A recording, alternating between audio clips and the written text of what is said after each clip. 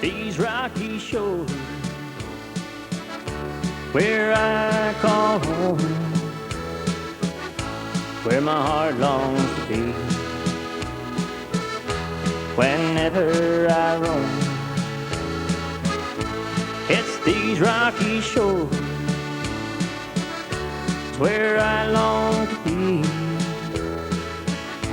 Yes, it's these rocky shores, they are home to me. Whenever I leave here, it hurts me so, with tears in my eyes. Why you go? There ain't no work, and the kids need new clothes. The bills need paying, so off I must go. These rocky shores where I call home, where my heart longs to be. Whenever I roam, yes, these rocky shores, it's where I long to be. Yes, these rocky shores, they're home to me.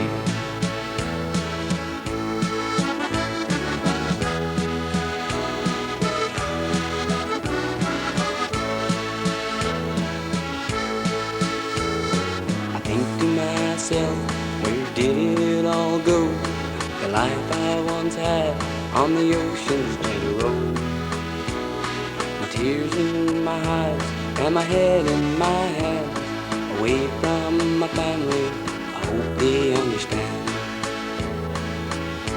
that it's these rocky shores where I call home. It's where my heart longs to be. Whenever I roam, it's these rocky shores where I long to be. Yes, these rocky shores, they are home to me. Yes, these rocky shores, they are home to me.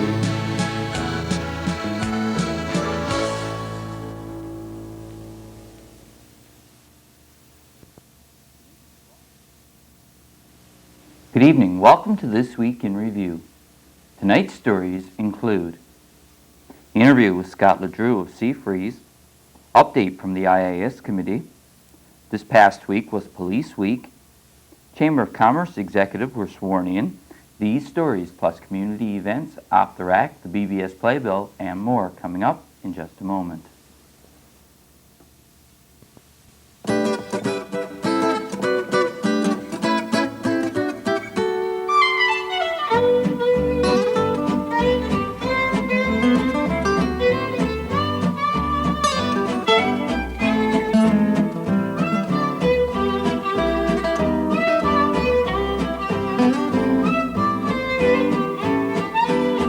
Celebrating the joy of physical activity for 25 years.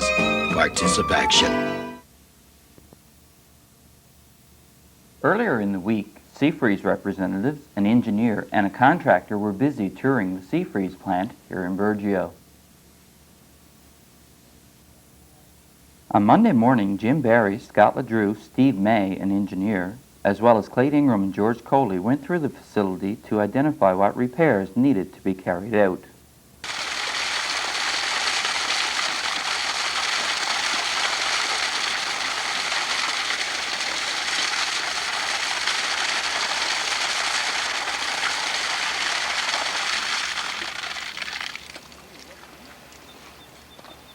Council workers were on the site as well on Tuesday morning, and they turned the water on to the plant.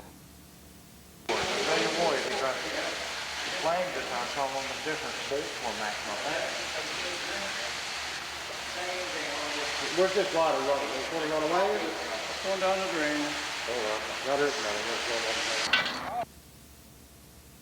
Hydro workers are working on the Seafreeze site as well. They're installing a temporary power supply for the Matthew visit.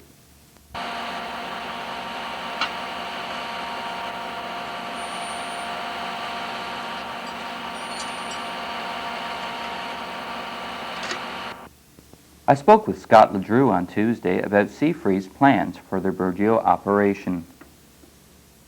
Scott, we're here today in front of the Seafreeze plant here in Burgeo. I understand that you've been here for the past couple of days now along with an engineer.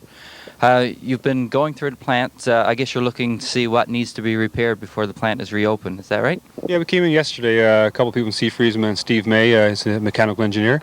And Steve's main job is to look at what needs to be done. And it's the second day of a long road we've all come, and it looks pretty positive. There's a long road ahead of us. With it looks like everyone's supportive, the community, the union, the Seafreeze, the government, and we're looking at a good future here. We just got to start slowly and clean the plant up and see what's wrong. First thing we looked at yesterday was the meal plant, and then today was a water line. The town came by this morning, Doug Kendall, and got the water going and to see if that would actually work. There's a couple of valves broken. We have to replace those next little while. And we just got lights on today with the generator going. There's lights on the meal plant, and we're looking at to clean up the meal plant and the boiler room area. And that's our concentration now. Will probably be on the meal plant, boiler, and then the refrigeration. And then once you get that step done, you go to the next step, and hopefully down the road we'll have a good viable operation again.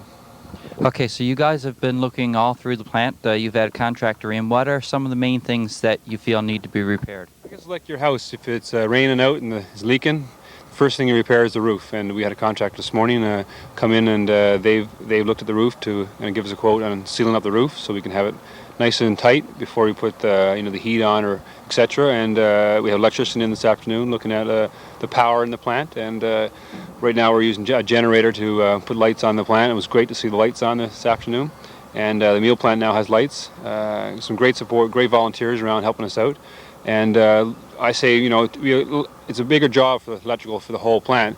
For the interim, when we're cleaning up, we'll use a generator for the next period of time until we get power in the plant. But it's a good start. So I understand that there's a new electrical panel going to be ordered for the plant? I'm not quite sure on the whole specifics of that, but I'm pretty sure they're going to, the way it looks, we're going to change a lot of electrical. A lot of stuff after 5 years, it's been a long time, and with electrical stuff, you have to be spot on for safety and for performance. And if we need to get an electrical panel, we will. And it's a matter of, I guess, the guys with Seafreeze and the electrical contractor with looking at what the best option, whatever the best option is, to buy one or use the old one. But we'll do whatever's best for the plant. Okay, there's rumors around town that the meal plant could be up and running as early as July. Is that correct, or? I don't know. I mean, we don't know the date. We're just here to. I mean, you can run into a whole bunch of things. Our first concentration right now is is water, electrical. I'll get a phone line in here. Get positive. Attitude in the community, which is definitely there. We're really impressed so far. We've been here 2 days, and we ran on the sandbanks yesterday, and that's one of your biggest secrets. We know about it now, so we're going to be coming back to do all of it. And I know they're under preparations now for the Matthew visit this summer in July, and Seafreeze has given their full support to anything we can help out with the Matthew celebrations, which is going to be a huge event for Burgeo, and help celebrate the reactivation of the Seafreeze plant eventually. And the meal plant, you never know when that can be. It depends on the electrical, the boilers, the cookers, the refrigeration, and there's a whole bunch of factors. But we'd like to have it open as soon as possible. I mean, that could be a month, 2 months, 3 months. But working as fast as we can to get to have the meal plant fully operational down the road. Okay, Scott, well, we'd like to thank you for speaking with us, and we look forward to seeing the plant reopen as well. I look forward to speaking to you all soon. Thanks again. Following their meeting with Seafreeze officials on Monday, the local union executive held a union meeting at the community center on Tuesday. A spokesperson for the union executive informed me that the meeting was held to brief the members on what has been happening and to seek volunteers to help out. When I asked about the response, I was informed that they had a great response and people are calling every day to add their names to the list. The engineer and electrical contractor will be on site on Tuesday. Work will be getting underway at that time. Members of the Burgeo Volunteer Fire Department were quick to respond to a fire call at the town dump on Friday morning.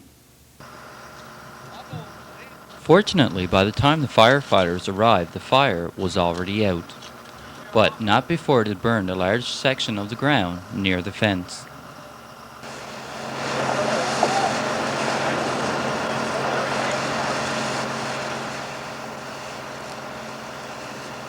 The fire department stayed on site then to water down the area where the fire had been to ensure that it didn't flame up again.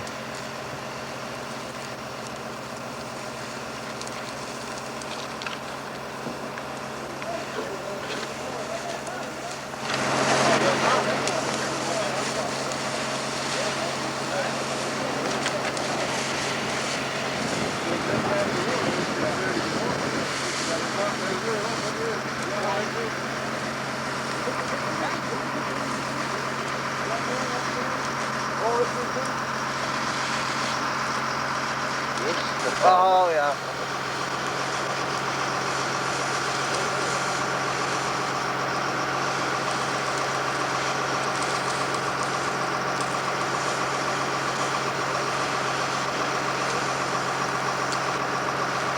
That's right.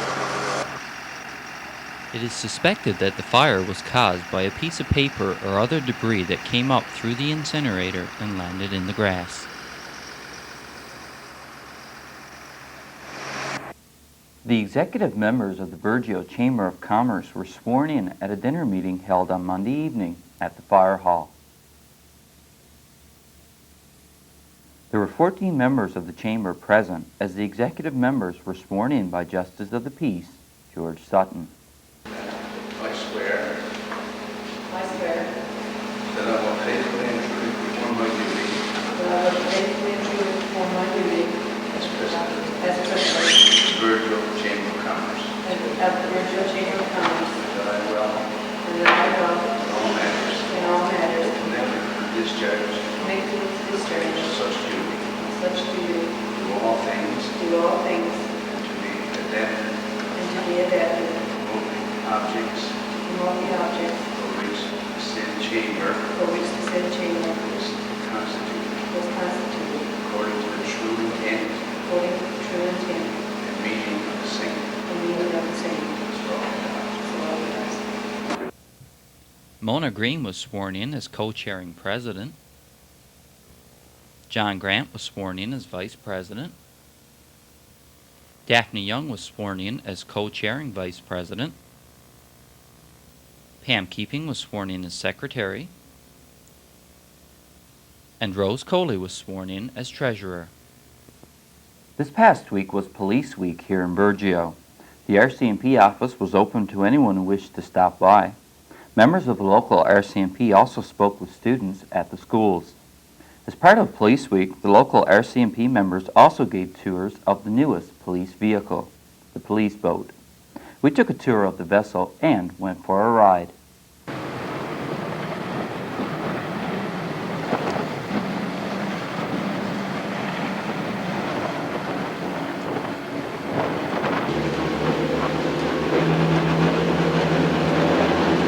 So Mike, what's the main use or the main reason why the RCMP here in Burgeo have the boat? The boat's going to be mainly used to travel back and forth to our coastal communities like Francois, Grey River, Ramia, and Grand Brit, and also the Hope Brook Gold Mine. It'll also be used for boating safety checks. We're hoping to do a lot more of these this year. More of an awareness, from an awareness point of view versus an enforcement point of view. I should say that's in conjunction with our ground search and rescue team, who we hope to bring out every now and then to work with us. So how long would it take you in this boat to go to Ramia if you had an emergency? Approximately 20 to 25 minutes at the longest, taking into account the weather. The weather's good, 20-25 minutes. So what kind of equipment is the boat equipped with? Well, it's got your standard your GPS, got your radar unit over here, your left.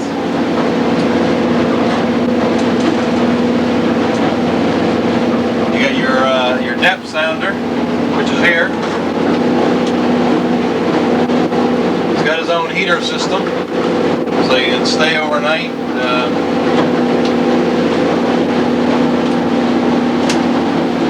The Marine radio here, calling the Coast Guard if you're in trouble. Our police radio's over there. We got overnight, we can sleep down here in the cuddy.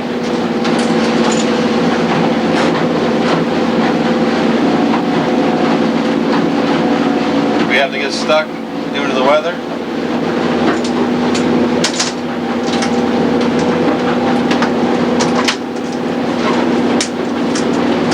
With the searchlight.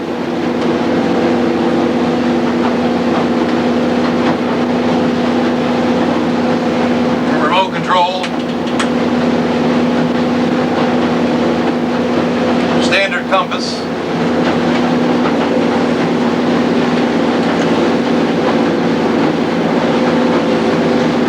She sits forward comfortably. Right now she's got two 120 horsepower motors on it, but we're hoping to get 150 horsepower in the near future, so it should work a bit better.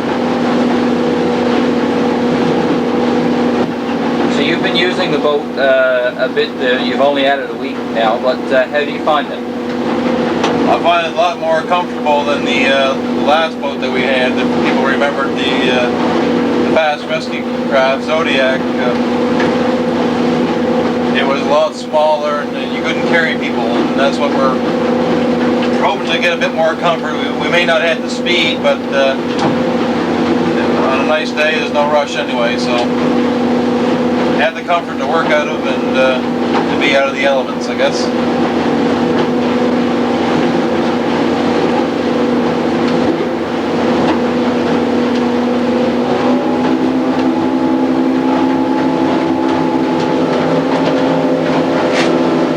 The boat is 25 feet long. It's made of entirely out of aluminum.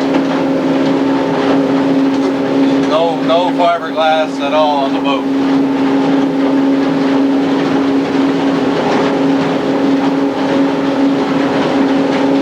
Where was the boat built? The boat was built in British Columbia. It's out in Sydney, British Columbia, at Armstrong Marine. The reason we had to get it built out there is because Armstrong Marine already had a proven built boat such as this.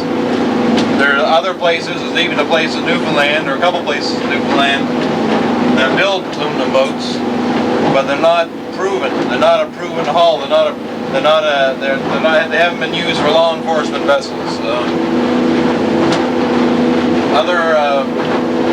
There's already boats like these in British Columbia, so that's the people we went with.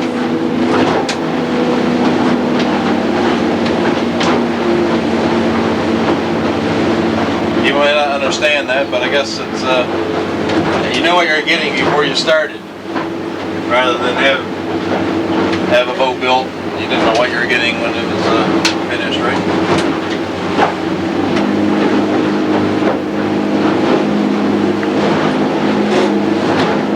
This boat will also be used for anti-smuggling purposes there.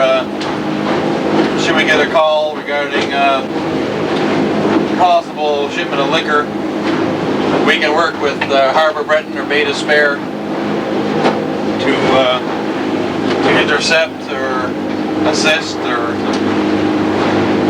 whether it be Beta Spare or Harbor Breton or Grand Bank with the Big Simmons boat. We'll be there to help with anything, search and rescue, or people stranded, people lost.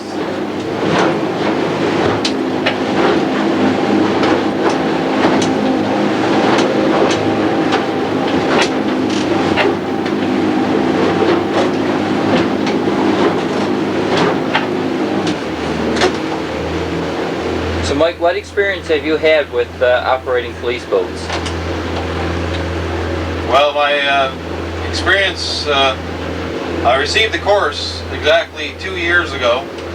This here course was only 2 weeks long, and it covered the operation of the fast rescue craft Zodiac, and it covered the operation of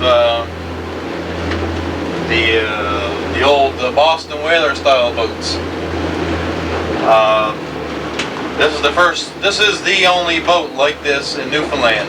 There are 3 others that will be going to Labrador, but this is the first time that us here in Burgeo will be the only ones that have had the experience operating this vessel. Now, prior to getting in the RCMP, I lobster fished in the Bay of Fundy off of Yarmouth, Nova Scotia, in 35 to 40 foot boats in all kinds of weather. So I've seen a lot of bad weather, Dave, and I got a lot of respect for the water, but at the same time I'm not scared of too much. As long as I know what the boat will do, then I know what the weather will hold. I'll be safe in my ability to operate it. Like I say, with the experience I had lobster fishing, I've applied that experience and had it. I registered my sea time with Ship Safety in St. John's, and I'll be working towards my watch-keeping mate's ticket with the sea time that I've accumulated. This will allow me to operate a bigger police vessel, such as the patrol vessel Simmons down in Buren. Okay, well, we'd like to thank you for showing us the boat and taking us for a run. You're very welcome. I also spoke with Constable McAlpine to clear up a few details concerning the torch run in aid of the Special Olympics. Hello everybody, I'm Constable McAlpine. I'd like to explain a bit more about the law enforcement torch run. Apparently there's been some confusion, so I want to try to clear it up this evening. First of all, I'd like to say that anybody that's going to participate in the law enforcement torch run does not have to pay any kind of registration fee. This here $12 registration fee before is for people that want to get there's another t-shirt that the people that participate get, and usually there is a $12 fee, which is basically to cover the cost of the t-shirt. If you still want the t-shirt, this is a different t-shirt than what you probably already purchased, it'll be $12 and there will be some available. But I need to know if you wish to have one of those t-shirts. You will have to sign a waiver form, which is for insurance purposes. Okay, that's a standard form, I think, for anything involved in physical activity these days. Just a waiver form, so that we are not responsible should something happen. Now I'd like to explain a bit about what I like to do with the people that have expressed an interest. I've already said that people can pair up. 3 people can go together, 4 people, whoever your little group is that you walk with, you can all join together. It doesn't have to be pairs of 2. I just figured that the more people you had as a whole group for this here walk, the better off, the less you'd have to walk. So the more people that show an interest in participating in the run, walk, will cut down the distance traveled. Now, I was going on a basis of 30 people. Say if 30 people were interested in the run, pair up into pairs of 2. What we do is we take 2 or 3 vans. This has got to be all decided yet. 2 or 3 vans full of people, and break it up into thirds, perhaps. Break up the road into thirds, and drop people take people, the first van all the way up to say the 50-kilometer mark, drop 2 people off here, and have a 10-kilometer mark, and have these people walk to that 10-kilometer mark. After these people are dropped off, the van would drop off the other people at the 40-kilometer mark. Then two more people off at the 30, then 2 more people off at the 10. Okay? The second van load of people will go up here to the 100-kilometer mark, drop off 2 people. They would walk 10 kilometers, and they'd be dropped off 2 more. They would drop 10 kilometers, go 10 kilometers, and then 2 more people would be dropped off at the 70-kilometer mark and walk to the 60-kilometer mark. Then 2 more people walk to the 50. Now the 8 people that got dropped off here, by the time the van dropped off these 2 people here, he could return, pick up the 2 people that he originally dropped off in the first place. Hope this isn't too confusing. And then he just travels along slowly and picks up the 2 other people that had gone from the 40 to the 30-kilometer mark, and so on, until you pick up your little group of people. Now, same would happen here. So basically, we want to go from, we like to go from the Trans-Canada Highway if there's enough interest, and there seems to be a lot of interest, which is really good. Because, like I say, this is the first time I think in Burgeo that we're going to have the torch run or participate in it. Now, we're not going to be associated with the main run, nor is basically any other detachment across the island. There are a group that are formed in St. John's who will participate, who are runners, who will go across the island in different areas. They will do the length of the island, okay? But what we want to concentrate on is from Trans-Canada to Burgeo. So, like I say, everybody will be blocked up in 10-kilometer blocks or less, however according to the amount of people that have shown interest. So the more people the better. There's sponsor sheets. You don't have to get sponsors, but it's a fundraising effort. If a team could pick up a sponsor sheet and even get $10, $20, $30 worth of sponsors, it would be great. The more money, the better. It is a fundraising, it is a good, worthwhile fundraising cause, and it certainly should be a lot of fun. I would like to hold the torch run. Now I'm open to suggestions on the 1st of June, which is a Sunday. Probably started around 1:30 in the afternoon. Weather permitting, I guess. If the weather's really, really bad that day, we could go with a later date, perhaps the next Sunday. Like I say, I'm open to any kind of suggestions that anybody has regarding the time, any input you want to have and how we can do this better. This is what we did last year. We just dropped people off what was 5-kilometer intervals last year. So this year it's going to be all, like I say, all according to the interest, 10 kilometers or less. If we get 50 people, you only have to go 4 or 5 kilometers, and then a bus or a van, we haven't worked that out yet, can pick you up. So I don't think there's anything else I can mention. Dave's there. I don't know whether Dave, you have anything that you can, any questions? Have I covered everything? Like I say, if you got any questions, call the detachment, call myself, call Judy. We're all willing to help out as much as we can. Stay tuned. There's lots more of This Week in Review still to follow.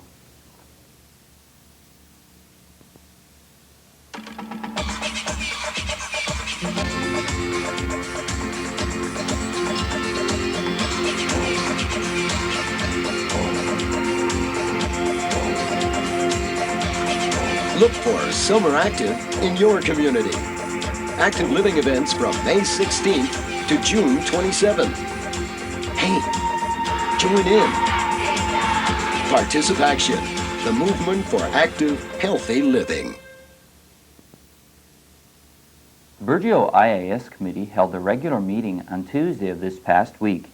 On Wednesday morning, a group from the committee stopped by our studio to update us on their meeting. Speaking with me in the studio today, I have a panel from the IAS committee, and I understand you guys had your meeting again last night, and you're going to give us an update this morning on what happened. Bob, was there any discussion about the fish plant at last night's meeting? Most certainly, and of course every time we talk about the fish plant.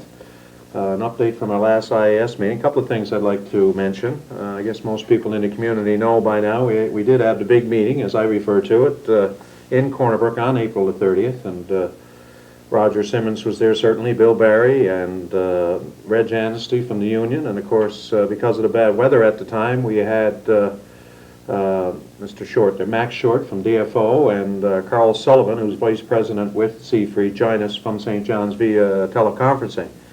But I guess the bottom line out of that meeting was that Mr. Barry made a commitment, and I believe he did an interview with you directly thereafter, that he would have people in Burgeo on May the 12th, which was Monday past, to start doing some repairs to the plant, in particular to get the fish meal plant open.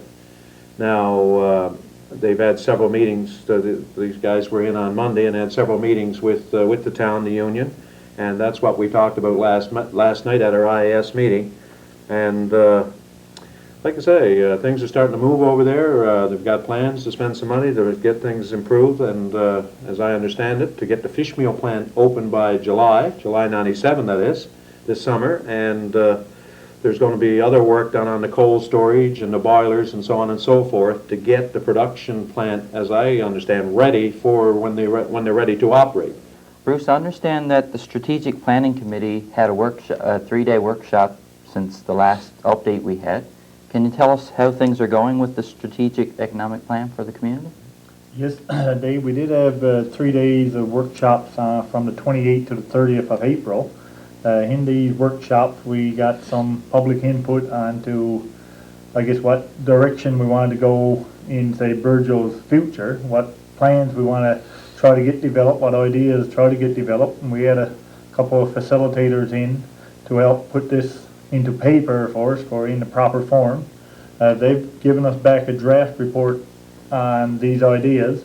Our committee has sat down and looked at it. We think they've got everything that was brought out in these meetings put down on paper. Now we got to, we passed it along to Bob to put our, say, like community profile and the introduction and everything together to make up our strategic economic plan.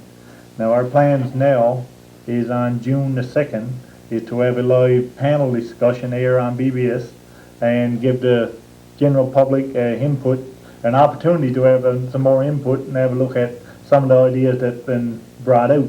So this will be, I guess, the final phase in the finishing up of our strategic plan. And how are things moving along with the community profile? Well, that's pretty much like Bruce was saying about his strategic plan. Now we've compiled just about all the information, and we're ready to put it together for a rough draft for the committee's approval for our next scheduled meeting on June the 3rd. We are, however, looking for some aerial photos of Burgeo. So if there's anybody out there in the audience who got an aerial photo of Burgeo, would just like to loan us the picture, and we'll certainly take care of it and send it back to you to put on the cover of it, and where they can contact either Tracy McDonald at 2954 or George Coley at 2516, and or drop it off at our place or whatever. And we'd like to have one of those. When that's all done, then that'll be ready then for the drafting for the community profile. Owen, I understand that you attended, or there was a meeting in Stephenville on May 9th. CAFID, I think, is the... CAFID, yeah. Okay, you want to tell us a little bit about that? Well, CAFID is Canada-Newfoundland Cooperation Agreement for Fishing Industry Development. And basically what that is, it's a 70-30 funded program by the federal and provincial government. It's industry-driven, and what it means is that if an individual or a company has got an idea in the fishing-related industry, then they submit an application, and if they get through the board of directors in St. John's, then they can be funded. Such thing as skate wing machines, seaweed, the one in Ramya, seaweed project in Ramya went through CAFID. They will provide travel for innovative technology that's not here in Newfoundland now, for example. They'll fund an individual or a company to go to Norway, wherever, to look at some technology that's already being developed that can be used back here in Newfoundland. The IAS update will air in its entirety on Wednesday evening. The grade 5 students at A.J. Matthews School traveled to Stephenville to take swimming lessons for the past 3 Mondays. 21 students had a fun-filled learning experience as they participated in a swimming program at the Stephenville Aquatic Center. The swimming program was divided into 3 levels. Level 1 was for those who were not great swimmers.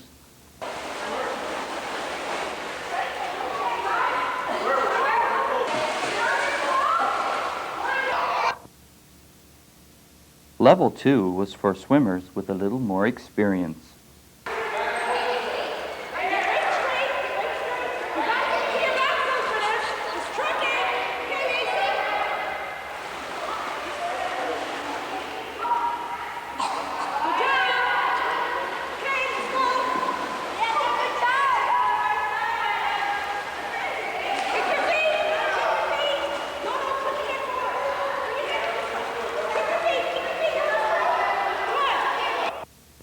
And level 3 was for the more experienced swimmers and divers.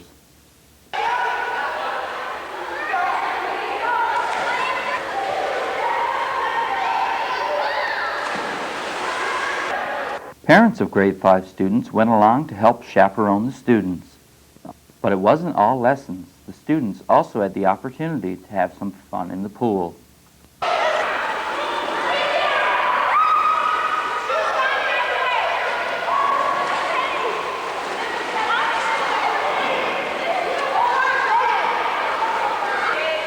These students will be recognized for their achievements at the end of this school year.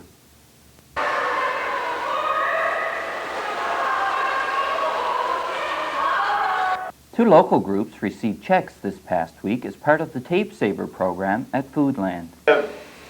Glenn and Linda, we certainly like to thank you for coming along today and receiving another check on supporting our Tape Saver program. I think most people are aware of the Tape Saver program, that the more tapes you save, the more dollars you collect for your organization. So Glenn, for your fire department, you can pass on $200. Well, thanks a million too, Gord. Greatly appreciated. Kindly welcome. And the Burjo Innovators, this is your first check? Yeah. This is their first check, and I think this has been accumulated in the last 4 months, 3 to 4 months. So we're going to pass over to the Burjo Innovators, $222.48. Thanks a million. And thanks for supporting our program. The Tape Saver program is open to any organization that wants to put tapes in and collect monies for their group. Thanks very much. So Linda, what will the innovators be doing with the money that they raise through the Tape Saver program? Well, I guess they'll probably be going through the telethons and the Janeway and some worthy cause. Glenn, this is not the first check that the Burjo Volunteer Fire Department has got through the Tape Saver program. How much have you guys collected so far through the program? Dave, we've collected this one here now, makes $600. This is our third time being here. Okay, and what does the fire department use the money they collect for? Well, we use our money to buy different firefighting equipment, hoses, wrenches, or whatever basically that we need. We use this money more so to help offset the cost, right? We have Reverend Barter with us now with a report from the Anglican Church Vestry. Grace to you from our Lord Jesus Christ. We come before you at this time to give you a report of our last vestry meeting, which was held on Monday, May the 12th at 1:30 p.m. The worship committee reported that things have been very busy. The new sidespersons list is in place and is working very well. This list now makes an attempt to include youth. In the coming fall, we will be looking for new Eucharistic assistants to help serve communion during church services. The Young People's Servers Guild are still very active and on the whole faithful each Sunday. We may be proud that our servers group is one of the largest in the province. The servers conducted their own service during the April the 20th weekend. Later this spring, we hope to take a trip to Ramia. The regular servers schedule will soon run out. After this time, we will open things up to a first-come basis. Regular choir practice has been concluded for this spring and will continue again this fall.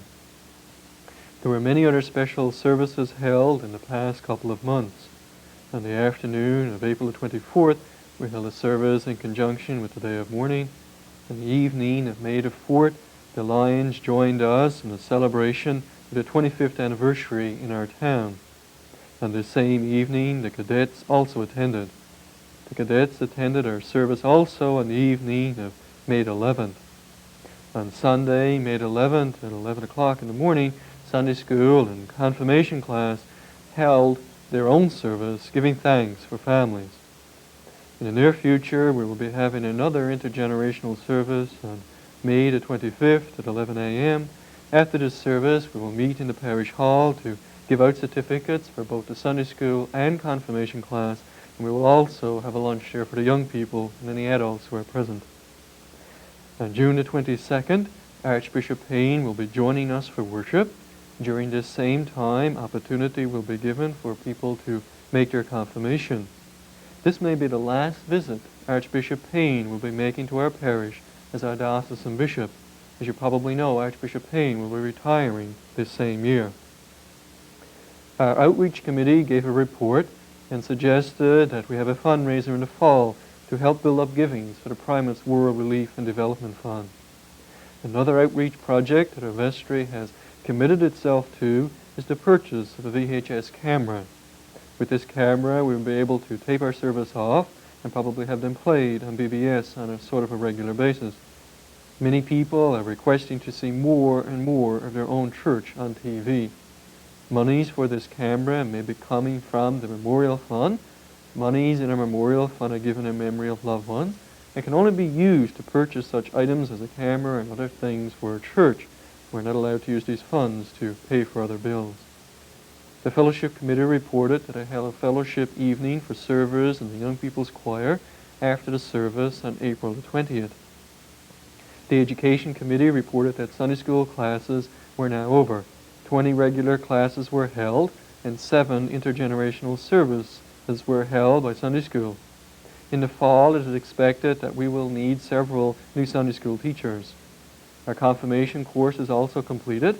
We held 19 regular classes, and we also had 2 parties for our young people. The Bible study is also completed for this spring, and we will resume again in the fall.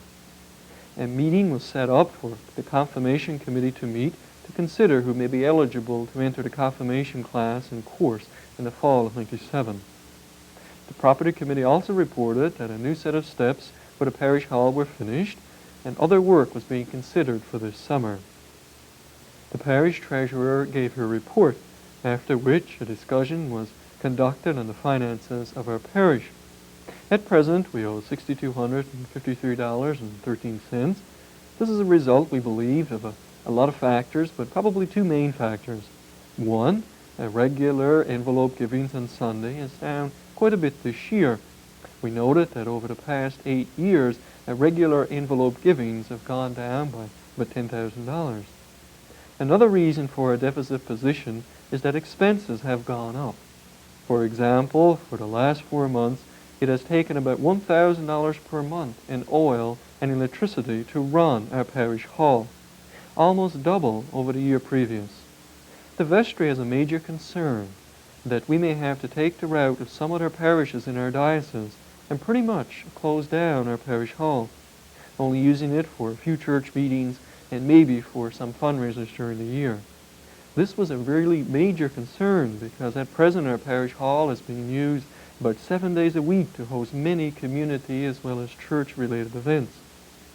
Fellowship events and confirmation, Sunday school, church meetings, our hall is used for all the time, but it's also used by the Girl Guide movement, which we sponsor as a church, the seniors club of our town, some town meetings, and many showers take place there. Every so often on Wednesday it becomes the courthouse for our area, as well as many other related events. We do take in a small amount of rent to help cover the expenses that are running the parish hall, but the majority by far of the monies used to run the parish hall comes from a regular Sunday envelope givings. So for this year, we have already used up our oil budget for the entire year. We hope that over the summer the strain on expenses will lessen. However, if something does not change by the fall, vestry may be forced to do something. The vestry hopes that things will improve so that our building, our parish hall, will remain available to our church people and also our town in general. Overall, our parish is having some financial troubles at this time, but we hope that with over 1,600 members and well over 600 subscribers, that our parish's financial situation will improve in the near future. During our meeting, some new business was discussed. Vestry is hoping to do certain things during the Cabot 500 celebrations. A fun day at the park is planned, maybe a church concert, and maybe a church service to help celebrate this event. The subject of weddings also came up. At present, we have, as you know, one clergy person on staff. And for 4 weekends each summer, your rector, your clergy person, will be out of town. Therefore, if a couple is planning to get married, it would be advisable that they first contact their church before committing themselves to any plans. It is very possible that another clergy person may not be found to cover their wedding at that time. Also, many people are planning their wedding for next year. The same thing applies. At present, we can only be certain that there will be one clergy person on staff next year. Again, next year, your rector will be out of town for 4 weekends. At such an early date, it is almost impossible to get another clergy person to commit to doing a wedding well over a year away. Again, it may be possible that no clergy may be found. As a vestry, we are very concerned and we'd like to get the word out because we'd hate to see a time of celebration turn into a time of upset. We opened and closed our meeting with prayer, and our next meeting of regular vestry will be held on June the 8th. May God bless you and good night. The Burgio Arena Telethon was held 2 weeks ago. As mentioned on the telethon, there are some prizes to be drawn for all those who have paid their pledges within 2 weeks of the telethon. Karen, when we held the telethon 2 weeks ago, the final total was given out as being $12,000. Since that time, you have the final exact total. Can you tell us what it was? Yes, I do. The actual total was $13,730. So that's pretty close to the year before, I believe. Yes, it is. Okay, so how much is left right now in unpaid pledges? We still have $1,066 left to be collected. And pledges can still be paid here at the council office if there's anyone that doesn't have them paid? You can come in any time and pay a pledge. Okay, but there are a couple of prizes I understand that are going to be drawn for everyone that has their pledges paid. That's right. We have 2 sweaters that we are drawing for everyone that has paid their pledge in the 2-week period since the telethon.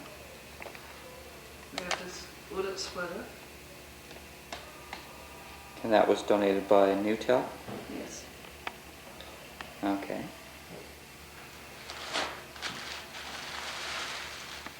And we have this t-shirt, the Bats Blue Darts. Okay, and we're going to draw for those right now?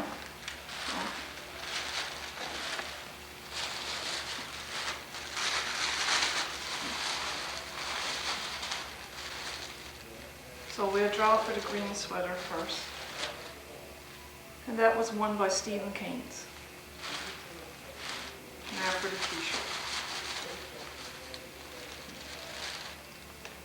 Don Bennett. So you can come into the town council office and pick these prizes up. Okay, Karen, thanks for speaking to us, and hopefully the rest of the pledges will be paid real soon. Yes, thank you very much, Dave. Stay with us for Off the Rack, community events, and the BBS Playbill. All that after this.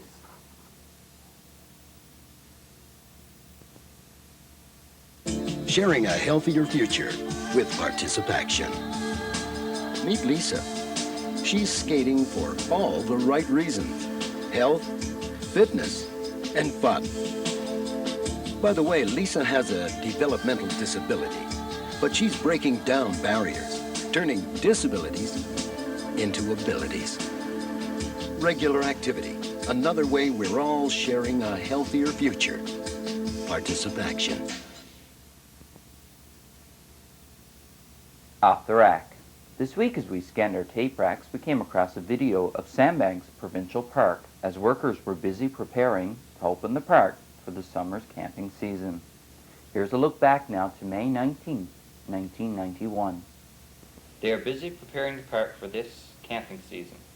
Most of the signs are back in place and the wheels are in motion to prepare for the May 31st opening.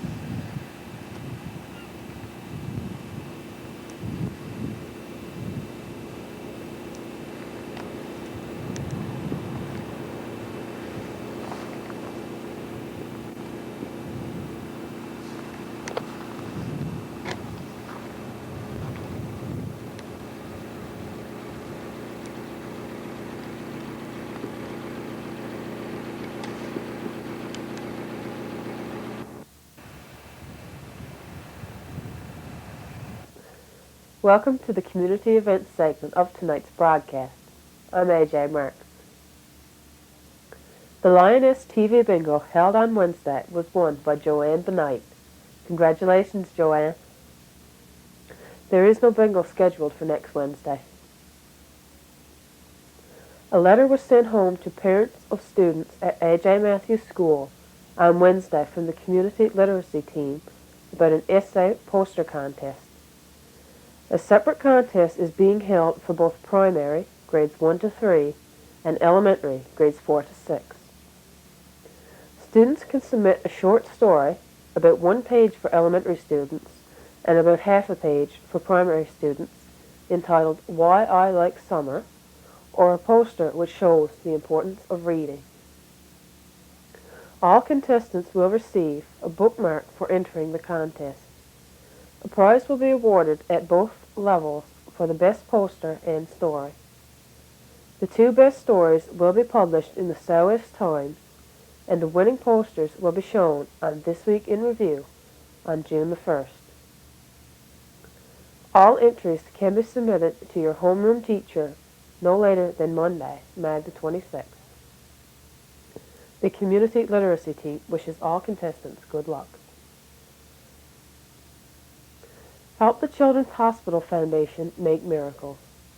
Watch the Janeway Children's Miracle Network Telethon on Saturday, May 31st and Sunday, June 1st on CBC. Tune in and make a pledge. The children need you. Do you or someone you know have asthma, emphysema, or chronic bronchitis? If so, are you interested in forming a group within the community to discuss any concerns that you may have, or meet with others with the same condition? For more information, call Darlene Mead at 886-2006. The IAS Community Profile Committee is looking to borrow an aerial photo of Virgil to be placed on the front cover of the community profile. If you have a photo that you think would be suitable, you can contact George Coley at 886-2516 or Tracy McDonald at 886-2594. All photos will be returned. The driving examiner will be in Burgeo on Wednesday, May the 21st, to do written and road tests as well as photo IDs. If your group or organization has an upcoming event planned and would like to have it included in our lineup, please contact the BBS office during regular business hours. Events must be submitted no later than Wednesday of each week. This concludes the community events segment of tonight's broadcast. See you next week. BBS Playbill. Tune in on Monday at 7 p.m. for a video entitled Inline Skating and Rollerblading. Tune in on Tuesday at 7 p.m. for a rebroadcast of Pansy's Garden. Tune in on Wednesday at 7 p.m. for the IAS update in its entirety. Join us on Thursday at 7 p.m. for a rebroadcast of the Bandwagon season finale. And of course, Marie, Melissa, and Pansy will be here again with Craft and Stories Saturday morning, 11 a.m. on Pansy's Garden. And I'll be here again next week with This Week in Review. Next week's program will be followed by Part 2 of Telethon Entertainment. Please stay tuned now for the season finale of the Bandwagon. For This Week in Review, I'm Dave Cooper. Good night.